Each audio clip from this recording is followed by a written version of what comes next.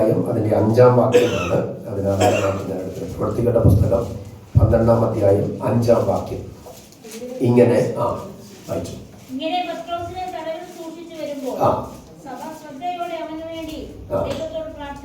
മതി.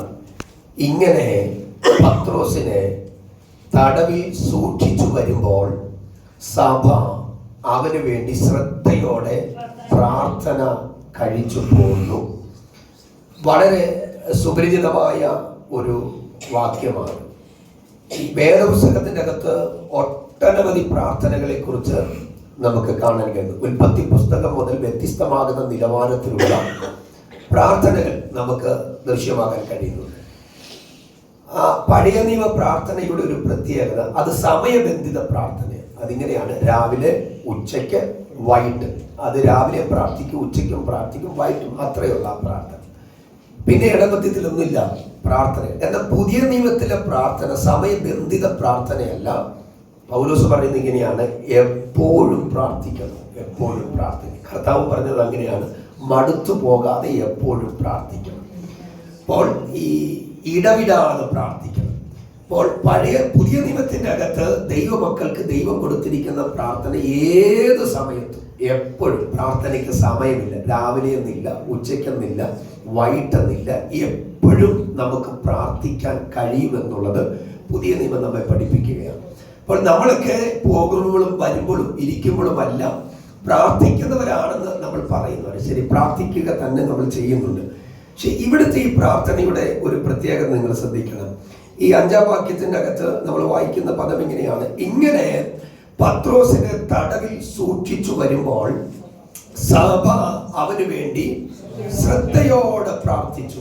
ആ ഒരു വാക്യത്തിലേക്ക് തന്നെ നോക്കിക്കൊണ്ട് നമ്മുടെ ലൈസാറൊക്കെ ക്ലാസ് എടുക്കുമ്പോൾ പ്രസംഗശാസ്ത്രത്തെ കുറിച്ച് പറയുമ്പോൾ അദ്ദേഹം പറയുന്നൊരു പദമുണ്ട്: ഒരു വാക്യം എടുത്തിട്ട് ആ വാക്യത്തോട് ചില ചോദ്യങ്ങൾ ചോദിക്കുന്നു. അപ്പോൾ ഇതിനകത്ത് നമ്മളൊന്ന് ചോദിച്ചേ, ആര് പ്രാർത്ഥിച്ചു? അടുത്ത പദമാണ്: എപ്പോഴാണ് പ്രാർത്ഥിച്ചത്? എങ്ങനെയാണ് പ്രാർത്ഥിച്ചത്? എത്ര നേരം പ്രാർത്ഥിച്ചു? ഉണ്ടോ? ആ ഒരു വാക്യത്തിന്റെ അകത്ത് നമ്മളത് ചോദിക്കണം. ആരാ പ്രാർത്ഥിച്ചത്? സഭ പ്രാർത്ഥിച്ചു. കണ്ടോ? ഇന്ന് പകലൊന്ന് ചിന്തിച്ചേ. സത്യത്തിൽ ഈ പ്രാർത്ഥിക്കുന്നവര് പ്രസിദ്ധരായി മാറുമെങ്കിൽ എത്രയോ പേര് പ്രാർത്ഥിക്കാൻ വേണ്ടി വന്നതിന് മുമ്പിലേക്ക്. പ്രശസ്തി കിട്ടും. പ്രാർത്ഥിക്കുന്നവർക്ക് പ്രശസ്തി കിട്ടുമെങ്കിൽ നമ്മളിൽ പലരും പ്രാർത്ഥിക്കാൻ വേണ്ടി എണീറ്റ് വന്നേനെ. പക്ഷെ ഇവിടെ പ്രാർത്ഥിക്കുന്നവർക്ക് ലോകം ആരെ അറിയത്തില്ല, സമൂഹം പ്രാർത്ഥിക്കുന്നവരെ അറിയത്തില്ല. പക്ഷെ അറിയുന്നൊരു സ്വർഗമുണ്ട്. ഹല്ലേലൂയ. നമ്മളത് മനസ്സിലാക്കണം. നമ്മെ അറിയുന്നൊരു സ്വർഗമുണ്ട്. വാസ്തവത്തിൽ നിങ്ങൾ ചിന്തിച്ചിട്ടുണ്ട് എന്തുവാ ഈ പ്രാർത്ഥന എന്ന് പറയപ്പെടുന്നത്? എനിക്ക് മുമ്പ് പറഞ്ഞ ദിവസം പറഞ്ഞു, എന്താ ഈ പ്രാർത്ഥന എന്ന് പറയുന്നത്? വാക്കുകൾ കൊണ്ട് ചേർത്തുണക്കിയ ഒരു ഭാഷയുടെ രൂപമാണോ പ്രാർത്ഥന? ചിലരുടെയൊക്കെ പ്രാർത്ഥന കേൾക്കുമ്പോൾ നമുക്ക് തന്നെ ഇങ്ങനെ കുളിരുകുരു എന്നൊരു ഇതാണെന്ന് അറിയാമോ? ചിലരുടെയൊക്കെ പ്രാർത്ഥന കേൾക്കുമ്പോൾ ഒരു പ്രസംഗത്തെക്കാൾ പവർ ആ പ്രാർത്ഥനയ്ക്ക്. നമ്മുടെ തലവലപ്പുറം സഭയിൽ ഉദയനച്ചാൻ എന്ന് പറയുന്ന ദൈവദാസനുണ്ട്. അദ്ദേഹം ഒരു പ്രാർത്ഥന അങ്ങോട്ട് പ്രാർത്ഥിച്ചാൽ ഒരു പ്രസംഗത്തെക്കാൾ പവർ ആ പ്രാർത്ഥനയ്ക്ക്. ആ പ്രാർത്ഥന ആമേൻ പറയുന്നതിന് മുമ്പ് ജനമെല്ലാം ആത്മാവിനെ അങ്ങോട്ട് ആരാധിക്കും. അപ്പൊ നോക്കിക്കേ, ഈ പ്രാർത്ഥന എന്ന് പറയപ്പെടുന്നത് വാക്കുകൾ ചേർത്തിണക്കി വെച്ചിരിക്കുന്ന ഒരു ഭാഷയുടെ രൂപമാണോ പ്രാർത്ഥന? വേദപുസ്തകത്തിന്റെ അകത്തടങ്ങളിൽ പറയുന്നത് അതല്ല പ്രാർത്ഥന എന്ന് പറയുന്നത്. പിന്നെ എന്താ പ്രാർത്ഥന?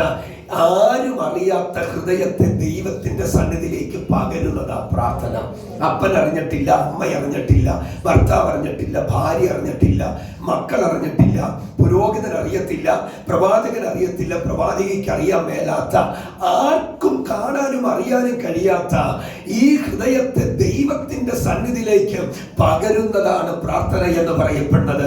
നിങ്ങളുടെ അനുഭവങ്ങൾ അകത്തടങ്ങളിലെല്ലാം, നൊമ്പരിക്കുന്ന വിഷയങ്ങൾ അകത്തടങ്ങളിലേക്കാം അത് നമ്മോട് ഷെയർ ചെയ്ത ഒട്ടനവധി വിഷയങ്ങൾ ഇന്നും കൈമുതലായി വെച്ചോണ്ടാണ് നാം ആലയത്തിന്റെ അകത്ത് വന്നിരിക്കുന്നത്.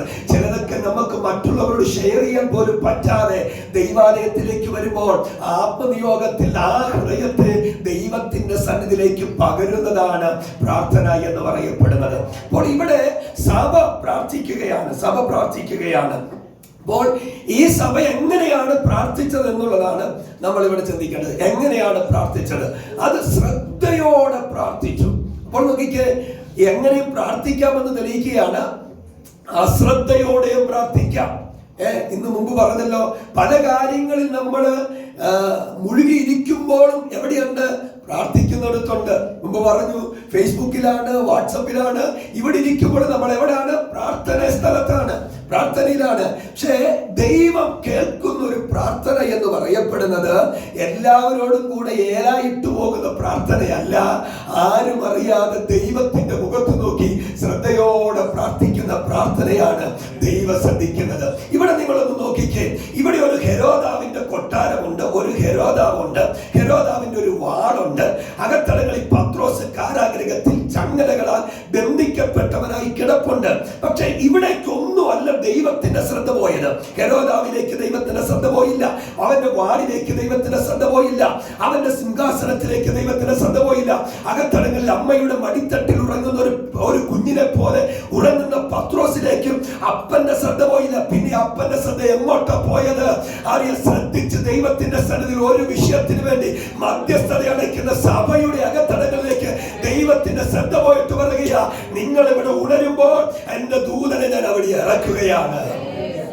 ഒന്ന് നിങ്ങൾ ചിന്തിച്ചേ, ഇവിടെ പത്രോസ് ഉറങ്ങുന്നു, സഭ ഉണർന്നു പ്രാർത്ഥിക്കുന്നു, ദൂതൻ പ്രവർത്തിക്കുന്നു. കണ്ടോ എന്തൊരു പ്രവൃത്തിയാണ്! അറിയാം, ഇന്ന് നമ്മൾ ഉറങ്ങുമ്പോഴും ഒരു പറ്റം ജനം പിന്നാമ്പുറങ്ങളിൽ പ്രാർത്ഥിക്കാനുണ്ടെങ്കിൽ പ്രവർത്തിക്കാൻ ദൈവം ദൂതനെ ഇറക്കും. ഇന്ന് ആത്മനിയോഗത്തിൽ ഈ ഉച്ച കഴിഞ്ഞ സെക്ഷനിൽ ഞാൻ പറയുകയാണ്, പ്രാർത്ഥിക്കാൻ പ്രാർത്ഥനാ പായിൽ മുട്ടുമടക്കി ആത്മനിയോഗത്തോടെ കരയുമ്പോൾ നിങ്ങൾ അറിയാതെ മറുഭാഗത്ത് വേദനപ്പെട്ട് കിടക്കുന്ന വിഷയമാണ് നിങ്ങളുടെ ഉള്ളറയിൽ വന്നതെങ്കിൽ അവിടെ നിങ്ങളുടെ ശ്രദ്ധ പോകണ്ട. സർവശക്തനായ ദൈവത്തോട് പ്രാർത്ഥിക്കുമ്പോൾ ദൈവം തന്നെ ദൂതനെ അവിടെ അയക്കുകയാണ്. ഈ പ്രാർത്ഥനയുടെ മറുപടി എന്ന വണ്ണം ഞാനും ഇന്ന് പകൽ ആത്മനിയോഗത്തിൽ നിങ്ങളോട് പറയുന്നു, നമ്മൾ ഈ 10 മണിക്കൂർ പ്രാർത്ഥിച്ചില്ലേ? നമ്മുടെ 4 സെന്ററുകൾ ദൈവസന്നിധിയിൽ കൊടുത്തില്ലേ? അഭിഷക്തന്മാർക്ക് വേണ്ടി പ്രാർത്ഥിച്ചില്ലേ? രോഗികൾക്ക് വേണ്ടി പ്രാർത്ഥിച്ചില്ലേ? നിങ്ങൾ ശ്രദ്ധയോടുകൂടിയാ അതിന് ആമേൻ പറഞ്ഞതെങ്കിൽ, സ്തോത്രം പറഞ്ഞതെങ്കിൽ ദൈവം അടങ്ങിയിരിക്കത്തില്ല. ദൈവം തന്നെ ദൂതനെ അതാത് വിഷയങ്ങൾക്ക് വേണ്ടി അവിടെ കയക്കുവാൻ ശക്തനായ ദൈവമാണ്. ഇന്ന് പകൽ എത്ര പേര് വിശ്വസിക്കുന്നു? വിശ്വസിക്കുന്നവർ കരങ്ങൾ ഉയർത്തി കർത്താവിന് ഒരു പ്രാവശ്യം മഹത്വം കൊടുത്താട്ടെ. അപ്പോൾ നമ്മുടെ പ്രാർത്ഥന ശ്രദ്ധയോടുകൂടി ആവണം. യേശു കർത്താവ് ഇങ്ങനെ ഒന്ന് പ്രാർത്ഥിച്ചു. ഗത്സമനയിൽ അവന്റെ പ്രാർത്ഥന, ഗത്സമനയിൽ കർത്താവ് എങ്ങനെയാ ഈ മുഴുമാനവർഗത്തിന്റെ പാപം തന്റെ കരത്തിലേക്ക് വന്നപ്പോൾ ഈ ഗത്സമന തോട്ടത്തിലേക്ക് കർത്താവ് പോയി. അവിടെ പോയിട്ട് അവിടെ എഴുതിയിരിക്കുന്ന ഇങ്ങനെയാണ്, താൻ പ്രാണവ്യതയിലായെന്ന് എഴുതിയിരിക്കുന്നത്. അതിദുഃഖത്തോടെ താൻ പ്രാണവ്യത. എന്നിട്ട് അടുത്ത പദം എങ്ങനെയാണ്?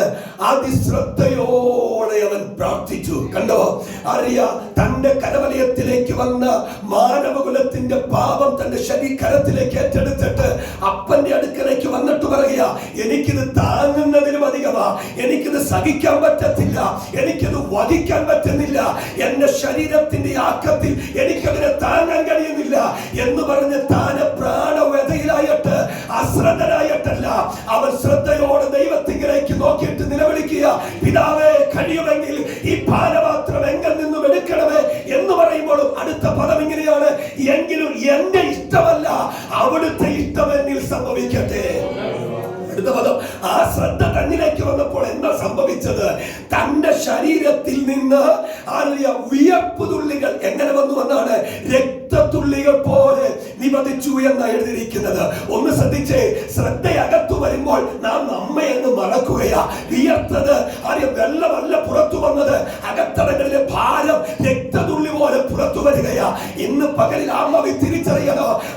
ഒരു മനുഷ്യന് ഉഴപ്പി പ്രാർത്ഥിക്കാം, ഒരു മനുഷ്യന് അശ്രദ്ധനായിട്ട് പ്രാർത്ഥിക്കാം. പക്ഷെ വിഷയത്തിന്റെ ഗൗരവം അകത്തടങ്ങളിൽ ഏറ്റെടുക്കുമ്പോൾ നമ്മൾ നമ്മെ തന്നെ പറഞ്ഞിട്ട് ആത്മാവിൽ പ്രാർത്ഥിക്കുമ്പോൾ ആ പ്രാർത്ഥനയുടെ മേലാണ് ദൈവത്തിന്റെ മറുപടികൾ ഇറങ്ങി വരുന്നത്.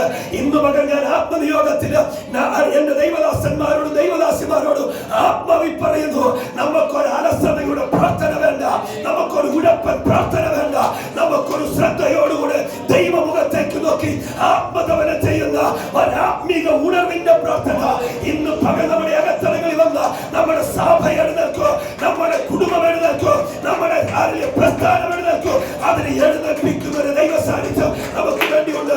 അങ്ങനെ പ്രാർത്ഥിക്കാൻ നമുക്ക് തയ്യാറാവാം. അങ്ങനെ ഇവിടെ സഭ ശ്രദ്ധയോടെ പ്രാർത്ഥിക്കുകയാണ്. ശ്രദ്ധയോടെ പ്രാർത്ഥിക്കുമ്പോൾ ഈ ഹെരോദാവിനെ വെല്ലാൻ സഭയ്ക്ക് പറ്റില്ല. ഹെരോദാവിന്റെ വാളിനെ പിടിക്കാൻ സഭയ്ക്ക് പറ്റത്തില്ല. ഹെരോദാവിന്റെ കാരാഗ്രഹത്തിന്റെ തുറങ്കലുകൾ തുറക്കാൻ സഭയ്ക്ക് കഴിയത്തില്ല. അതിനുള്ള ത്രാണി ഇവർക്കില്ല. മെയിൻ ഗേറ്റ് വലിച്ചടച്ചിരിക്കുന്ന ഗേറ്റ് അവരുടെ കരങ്ങൾ കൊണ്ട് തുറക്കാൻ അവർക്ക് കഴിയത്തില്ല. അസാധ്യമല്ല മുമ്പിൽ കാണുന്നത്, സാധ്യതയില്ലെന്നല്ലേ ഇതെല്ലാം പറയുന്നത്. പക്ഷെ ഇന്നു പകൽ ആത്മനിയോഗത്തിൽ ഞാൻ പറയാ, കണ്ടതെല്ലാം അസാധ്യമാ, പക്ഷേ സാധ്യമാക്കുന്ന ഒരുവന്റെ മുഖത്ത് നിന്റെ കണ്ണു പതിഞ്ഞിരിക്കുന്നെങ്കിൽ അസാധ്യമെന്ന് വിധി എഴുതിയ പലതിനെ ഇന്നു പകൽ സാധ്യമാക്കി തരാൻ കഴിവുള്ള ഒരു ഉടയവനുണ്ട്. അവന്റെ മുഖത്തു നോക്ക്, അവൻ അത്ഭുതങ്ങളുടെ ദൈവമാ, അവൻ സാധ്യമാക്കുകയാണ് ചെയ്തത്. നാളെ രാവിലെ പത്രോസിനെ കൊല്ലുമെന്നാ പറയുന്നത്. ഒരു ചോദ്യം പത്രോസ് അപ്പോസ്തല, എങ്ങനെയാ ഒരമ്മയുടെ മടിത്തട്ടിൽ ഉറങ്ങുന്ന കുഞ്ഞിനെ പോലെ നിനക്ക് ഉറങ്ങാൻ പറ്റണേ? ഈ പ്രതിസന്ധി നിൽക്കുകയല്ലേ, നാളെ തല പോകുമെന്നല്ല പറയുന്നത്. അവന്റെ വാള് നിനക്കെതിരെ എഴുന്നേറ്റിരിക്കുകയല്ലേ. ഇവിടെ എങ്ങനെയാ നിനക്കൊരു അമ്മയുടെ മടിത്തട്ടിൽ ഉറങ്ങുന്ന കുഞ്ഞിനെ പോലെ ഉറങ്ങാൻ പറ്റുന്നത്? ആത്മനിയോഗത്തിൽ തിരിച്ചറിഞ്ഞോ? അവൻ ഇങ്ങനെ പറയുമായിരിക്കുക, അത് എന്റെ മിടുക്കല്ല, എന്റെ കഴിവല്ല, എന്റെ അപ്പോസ്തലത്വത്തിന്റെ ശ്രേഷ്ഠതയല്ല, പിന്നെ എനിക്ക് വേണ്ടി മധ്യസ്ഥയടക്ക ഒരു സഭ പുറകിലുള്ളപ്പോൾ പ്രശ്നമല്ല എനിക്ക് വലുത്. അതിന്റെ നടുവിൽ വല്ല ജയത്തോടെ നടത്തുക എനിക്ക് കഴിയുന്ന ഒരു ദൈവ സാന്നിധ്യം എനിക്ക് വേണ്ടി ഉണ്ടെന്ന് തിരിച്ചറിയുകയാണ്. ഇന്ന് പകൽ ഞാൻ ആത്മാവിൽ പറയാം, പ്രാർത്ഥിക്കുന്ന ഒരു സഭ പുറകിലുണ്ടെങ്കിൽ അപ്പോസ്തലന്മാരെ ദൈവം ഉപയോഗിക്കാൻ തുടങ്ങും. അവരുടെ മുമ്പിലുള്ള പ്രശ്നങ്ങൾ അവരുടെ ശുശ്രൂഷയെ തടുക്കത്തില്ല, അവരുടെ മനസ്സിനെ അസ്വസ്ഥമാക്കത്തില്ല. അത് നമ്മൾ തിരിച്ചറിയണം. ണെങ്കിൽ ഞാൻ ആ പദം പഠിച്ചപ്പോൾ എന്റെ മനസ്സിലേക്ക് വന്ന് ഒട്ടനവധി ചിന്തകളുണ്ട്. പത്രോസിന് പറയാം, ഞാനൊരു അപ്പോസ്തലനാ. അറിയാം, പെന്തക്കോസ്ത് നാള് വന്നപ്പോൾ പ്രസംഗിക്കാൻ ആദ്യം എന്നെയാ സെലക്ട് ചെയ്തത്. എന്റെ പ്രസംഗത്തിലാ 3000 എണ്ണം രക്ഷിക്കപ്പെട്ടത്. അറിയാം, ഞാനാ ഏത് കാര്യത്തിന് മുമ്പിൽ ഇറങ്ങുന്നത്. ഞാൻ മുഖാന്തരമാ ആ ദേവാലയ ഗോപുരത്തിലിരുന്ന ഒരു മനുഷ്യ സൗഖ്യമായി.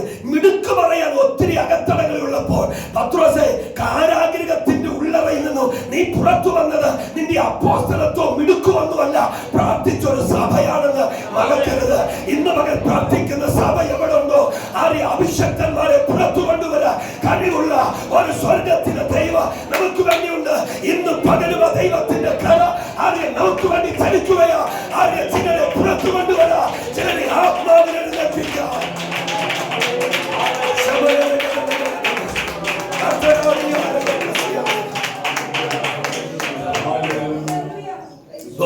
ഇവിടെ ഈ സഭ ശ്രദ്ധയോടെ പ്രാർത്ഥിക്കുകയാണ്. ഇനി ഒരു ചോദ്യങ്ങളെ, എത്ര നേരമായി അവർ പ്രാർത്ഥിച്ചേ? എത്ര നേരം പ്രാർത്ഥിച്ചു? എത്ര നേരം പ്രാർത്ഥിച്ചു? നമ്മുടെയൊക്കെ ഭാഷയിൽ പറഞ്ഞു കഴിഞ്ഞാൽ അറിയാം, മറുപടി കിട്ടുന്നത് വരെ പ്രാർത്ഥിച്ചു. സ്വോത്രം പറഞ്ഞിട്ട് പോകുകയല്ലായിരുന്നു, വിടുവിക്കണ എന്ന് പറഞ്ഞിട്ട് എണീക്കുകയല്ലായിരുന്നു.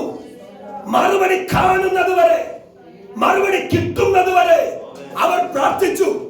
ഒരു രാത്രി ഉറക്കളക്കണം തയ്യാറാ, ഒരു രാത്രി മുഴുവൻ ഉറക്കത്തെ കളയണം, അവരതിന് തയ്യാറാ.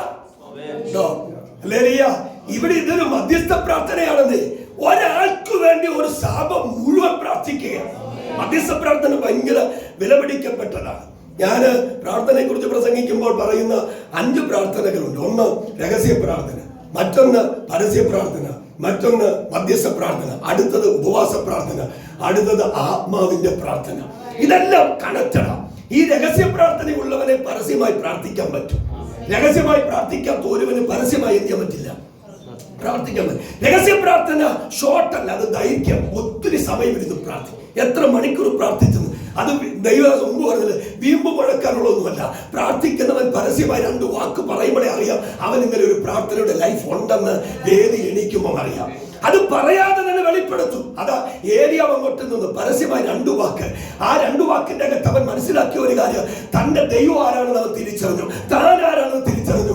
എന്നിട്ട് ഞാൻ ചെയ്തത് എന്നെ ഇഷ്ടപ്രകാരമല്ല, അവിടുന്ന് പറഞ്ഞ ആലോചന പ്രകാരമാണ് ഞാൻ ചെയ്തെന്നുള്ള ബോധ്യം എനിക്ക് വന്നു. നോക്കിക്കേ, അങ്ങനെ അങ്ങോട്ട് പ്രാർത്ഥിച്ച് ആമേൻ പറയുന്നതിന് മുമ്പ് തീ അങ്ങോട്ട് ഇറങ്ങുക.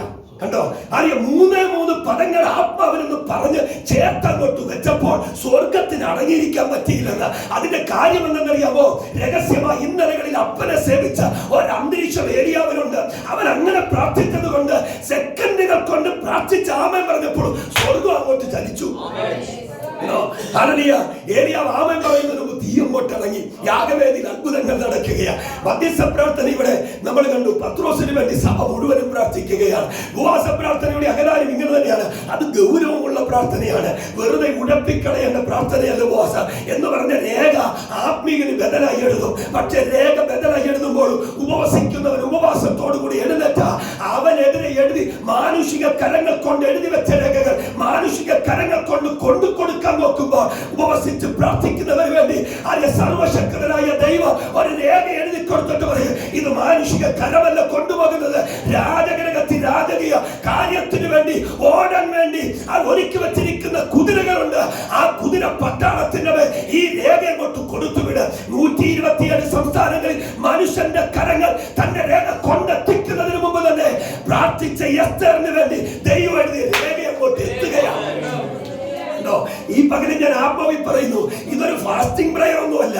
പക്ഷെ ഈ പ്രാർത്ഥനയുടെ അകത്തടകൾ നമുക്ക് വേണ്ടി അപ്പൻ എഴുതി അയച്ച ചില രേഖ പായാൻ പോവാ. ആത്മാവിനങ്ങ് തിരിച്ചറിഞ്ഞോ? നമ്മുടെ പ്രസ്ഥാനത്തിൽ അത് പായട്ടെ. മുടങ്ങിക്കിടക്കുന്ന വിഷയങ്ങള്, വേദനിപ്പിക്കുന്ന വിഷയങ്ങള്, വിഷയങ്ങള്, വിഷയങ്ങള്, മനസ്സിന്റെ അകത്തടകൾ തീരുള്ള വിഷയങ്ങള് ഈ പകരം ഞാൻ ആത്മാവിൽ പറയുന്നു, ചില രേഖകളെ അയക്കാം, ചില രേഖകളെ നിലത്തുകളെ അയക്കാം. ശക്തനായ ദൈവം അവന്റെ കരം ഇന്നുവരെ ചലിച്ചു തുടങ്ങട്ടെ.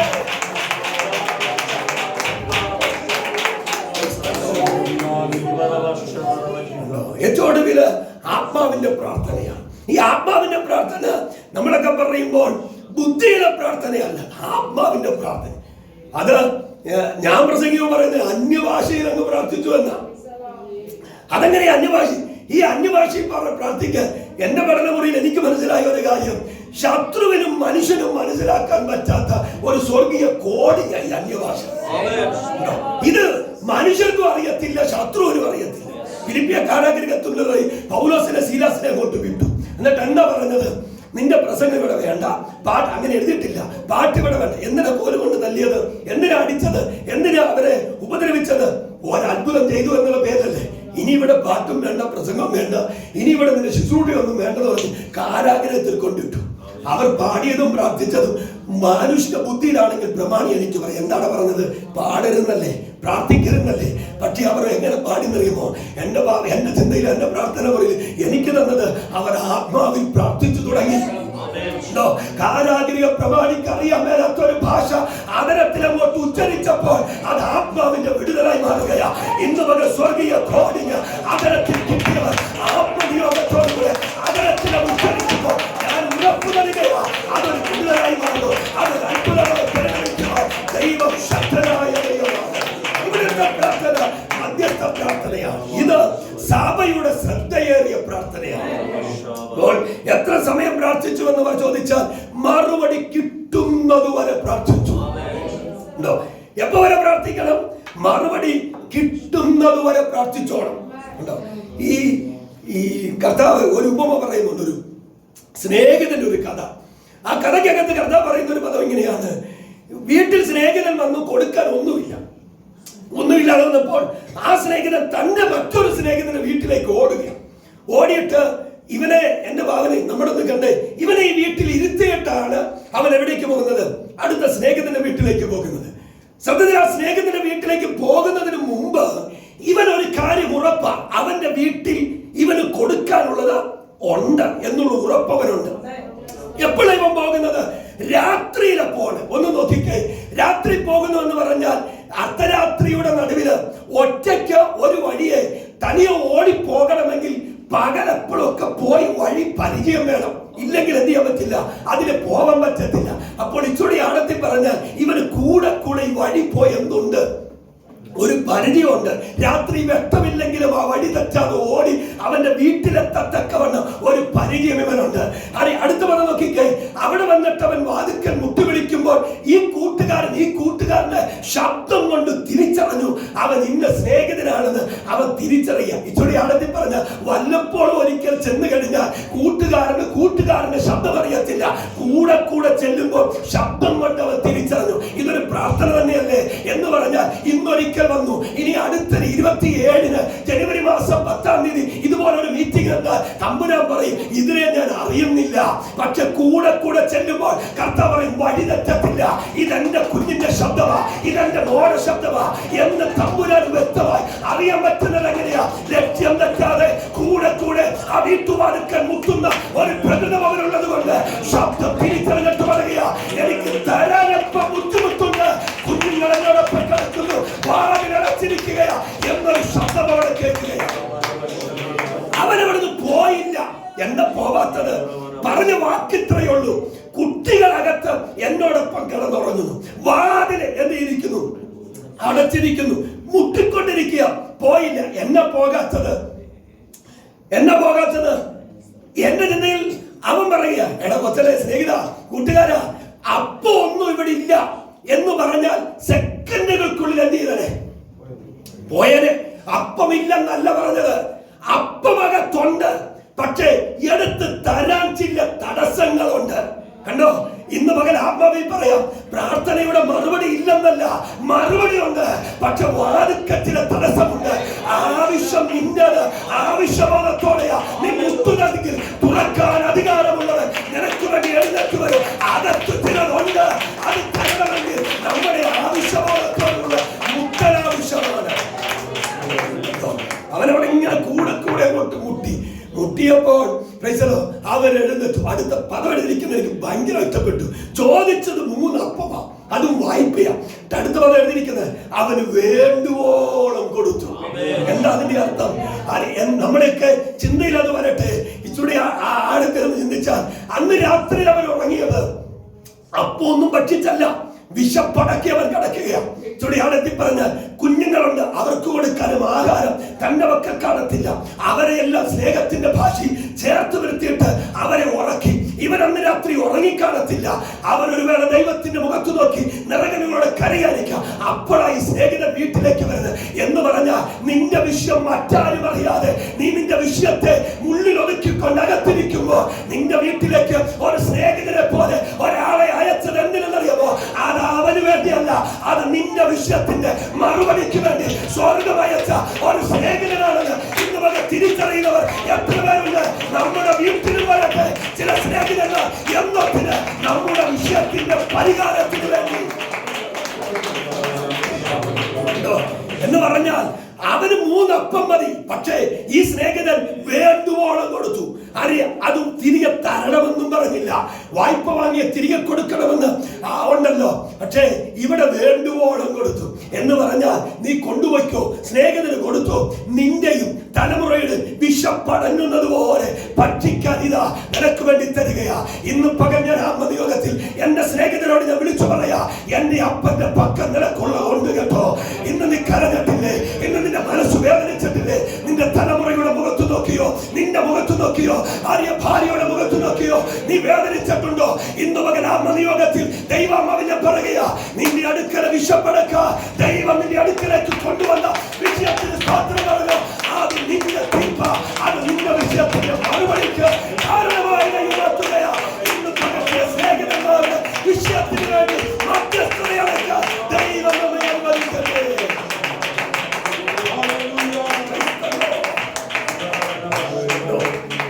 നമ്മുടെ വിഷയത്തിന് വേണ്ടി ദൈവം ചില സ്നേഹിതന്മാരെ വീട്ടിലേക്ക് വരുത്തുന്നു എന്ന് പറഞ്ഞാൽ അതിനു വേണ്ടി നീ ഓടാൻ തയ്യാറായാൽ നിന്റെ വിഷയത്തിന് മറുപടിയാണ്.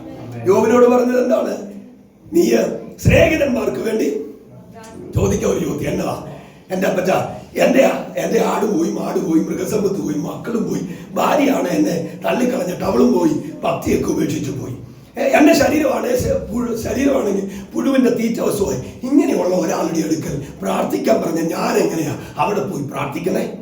കണ്ടോ, വിഷയത്തിന്റെ മുമ്പിൽ നിൽക്കുമ്പോൾ അപ്പം പറഞ്ഞ് സ്നേഹിതന്മാർക്ക് വേണ്ടി സ്നേഹിതന്മാരോട് പറഞ്ഞു കാണാം, യോബിന്റെ അടുക്ക പോയി പ്രാർത്ഥിക്കുക. അവര് സ്നേഹിതന്മാർ പറയും ഇങ്ങനെ, ആടും മാടും മൃഗസമ്പത്തും മക്കളും ഭാര്യയൊക്കെ പോയി ഒന്നുമില്ലാതെ ശരീരം പുഴുവിന്റെ തീറ്റ വസ്തുവായി കിടക്കുന്ന ഒരു മനുഷ്യന്റെ അടുക്ക പോയി പ്രാർത്ഥിക്കാൻ പറഞ്ഞു. ഞങ്ങൾ അത്ര മണ്ടന്മാരാണോ? എന്ന് ചോദിക്കും. പക്ഷേ ജീവിതത്തിന്റെ പ്രശ്നകലുഷിതമായ അകത്തടങ്ങളിൽ പറഞ്ഞ വാക്ക് ആത്മാവിനെ അങ്ങോട്ട് ഏറ്റെടുത്ത് സ്തോത്രം പറഞ്ഞു തുടങ്ങിയപ്പോൾ സ്വർഗം അവിടെ എഴുതി വെച്ചു, യോബിന്റെ സ്ഥിതിക്ക് ദൈവം ഭേദം വരുത്തി. ഇന്ന് മകൻ നിന്റെ അവസ്ഥ നോക്കാതെ മറ്റുള്ളവരുടെ വിഷയത്തിന് സ്തോത്രം പറഞ്ഞു. ഈ പ്രാർത്ഥന ആമേൻ പറയുമ്പോൾ തന്നെ നമ്മുടെ വിഷയത്തിന് പരിഹാരം തരാൻ കഴിവുള്ള ഒരു ദൈവമുണ്ട്. 2026 പൂർത്തീകരിക്കുന്നതിന് മുമ്പ് നമ്മുടെ പ്രസ്ഥാനത്തിന്റെ, നമ്മുടെ കുടുംബങ്ങളുടെ സമസ്ത വിഷയത്തിന് ഒരു മറുപടിയായി സ്വർഗം ഇറങ്ങി വരട്ടെ. അതിന്റെ കരഞ്ഞറിഞ്ഞവരെ കാണുകയാണ്. എത്ര പേര് വിശ്വസിക്കുന്നു? കരങ്ങളെ ചേർത്തടിച്ച് കർത്താവിനോട് മഹത്വം കൊടുക്കട്ടെ.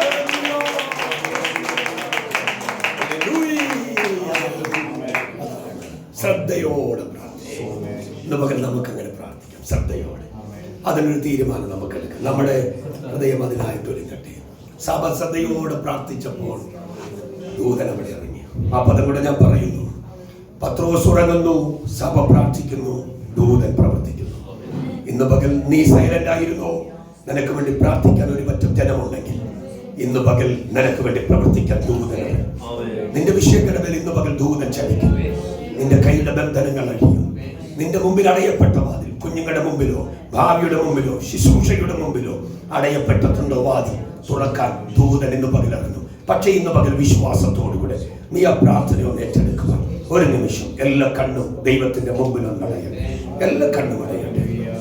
എല്ലാ കണ്ണും കേൾക്കപ്പെട്ട ആ ദൈവ ശബ്ദത്തിന്റെ മുമ്പിലൊന്ന് സമർപ്പിച്ച് ശ്രദ്ധയോടെ ഒന്ന് പ്രാർത്ഥിക്കാൻ എത്ര പേര് തയ്യാറാവും? എത്ര പേര്? നമുക്ക് ഉഴപ്പി പ്രാർത്ഥന വേണ്ട ദൈവമക്കളെ. നമുക്ക് ഉഴപ്പിയുള്ള പ്രാർത്ഥനയ്ക്ക് വേണ്ടി നമ്മുടെ സമയം കളയാനില്ല. 1 മിനിറ്റ് പ്രാർത്ഥിച്ചുള്ളൂ. ഗൗരവത്തോടെ പ്രാർത്ഥിക്കുക, ശ്രദ്ധയോടെ പ്രാർത്ഥിക്കുക. ഇന്ന് പകൽ നിന്റെ അടുക്ക വന്ന വിഷയം നീ നിന്റേതായിട്ട് അങ്ങോട്ട് ഏറ്റെടുക്കുക. ഇന്ന് പകൽ അതിന്റെ മധ്യത്തിൽ ഒരു അത്ഭുതം നടക്കാൻ പോവാം. ആരലിയ നമ്മുടെ ന്യൂലൈഫ് പ്രസ്ഥാനം, എറണാകുളം സെന്റർ, നമ്മുടെ കൂട്ടുവേലക്കാരുടെ, നമ്മുടെ എല്ലാ വിഷയങ്ങൾ നമ്മുടെ വിഷയമായി നമ്മൾ ഏറ്റെടുത്ത് ഈ ഒരു പകൽ വേർതിരിച്ചിരിക്കുകയാണ്. ഇതിനകത്തൊരു അത്ഭുതം നടക്കും കേട്ടോ.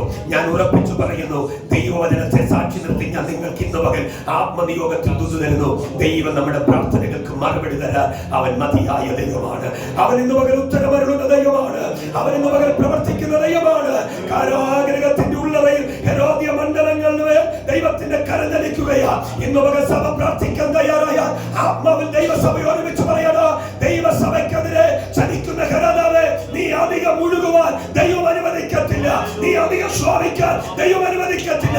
അഭിഷക്തന്മാരുടെ ശുശ്രൂഷകൾക്കെതിരെ ആര്യദേശത്തെ ഭരണകൂടങ്ങൾ ആത്മാവിൽ എഴുന്നേറ്റ് വരുമ്പോൾ ഇന്ന് പകൽ പ്രാർത്ഥിക്കുന്ന സഭ പറയണോ, അവരധികം മുഴുകുവാൻ, അവരധികം ശ്വാസിക്കാൻ ദൈവം അനുവദിക്കത്തില്ല.